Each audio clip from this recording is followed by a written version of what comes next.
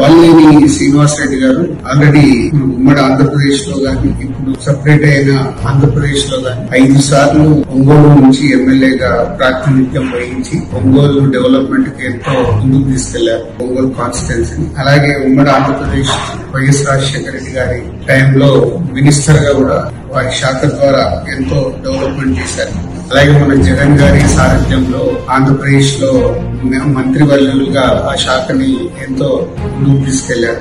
So ఇప్పుడు మళ్ళీ ఒంగోలు నుంచి వాల్మీని గారు వైసీపీ పార్టీ ద్వారా 6వసారి నిలబడ్డారు. సో తప్పకుండా మీ అమూల్యమైన ఓటుని వాల్మీని శ్రీనివాస్ రెడ్డి గారికి వేసి గెలిపించగలరని ప్రార్థన. అండ్ ఈ మధ్య వాల్మీని శ్రీనివాస్ రెడ్డి గారి పైన ఒక డాక్యుమెంటరీ వీడియో చేశారు. సో అది యూట్యూబ్ లో పెట్టారు.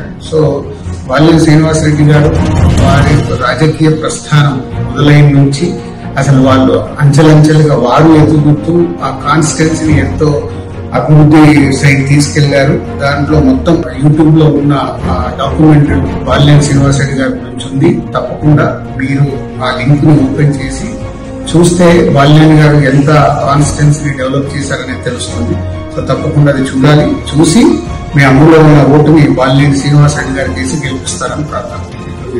ఇప్పుడు ఆపరేషన్ లేకుండానే మోకాళ్లకు ప్లాస్మా ట్రీట్మెంట్. మీ ఆర్థోపెడిక్ సమస్యలన్నిటికీ రోబోటిక్ టెక్నాలజీ ద్వారా తక్కువ ఖర్చుతో శాశ్వత పరిష్కారం. Free consultation. ప్రతి ట్రీట్మెంట్ పై 20% డిస్కౌంట్. ఈ ఆఫర్ కొద్ది రోజులు మాత్రమే. త్వరపడండి.